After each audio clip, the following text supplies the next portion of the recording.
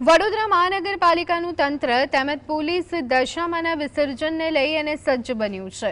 તંત્ર દ્વારા 8 સ્થળો પર કૃત્રિમ તળાવો તૈયાર કરી અને ધાર્મિક વિધિ સાથે મૂર્તિનું વિસર્જન કરવામાં આવશે।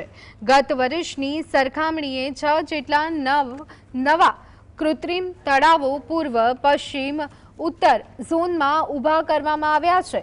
12,425 વર્ગ ક્ષેત્રફળમાં તળાવો તૈયાર કરી પોલીસ અને પાલિકા તંત્ર મળી 2500 અધિકારીઓ, જવાનો અને કર્મચારીઓ બંદોબસ્ત સહિતની કામગીરીમાં ખડે પગે જોડાશે।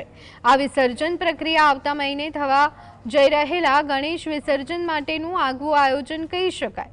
સુરક્ષાના ભાગરૂપે વિવિધ તળાવોની ફરતે લાઇટો અને ક્રેન પણ મૂકવામાં આવશે। पहली वक्त दशामा विसर्जन માટે ડેડિકેટેડ તળાવો આઈડેન્ટિફાય કર્યા છે। લગભગ વડોદરા શહેરમાં 7 જેટલા તળાવો અને હાલ જ માંજલપુર ખાતે પણ એક નવા તળાવની અમે કામગીરી શરૂ કરી છે। ટૂંકો સમય છે, જેટલું બને એટલું એ તળાવ પણ તૈયાર થાય એવી તંત્ર તરફથી કોશિશ કરવામાં આવી છે નાગરિકોની ડિમાન્ડના આધારે। ખાસ કરીને વાત કરીએ તો વડોદરા શહેરમાં 5 જેટલા કૃત્રિમ તળાવ અને 2 જેટલા બેમાંથી એક તળાવ દશામાં જે કુદરતી તળાવ છે અને બીજું અરણીનો પોન્ડ છે, એમાં એન્ક્લોઝ પોન્ડ છે, એનો પણ આપણે ઉપયોગ કરવાના છે।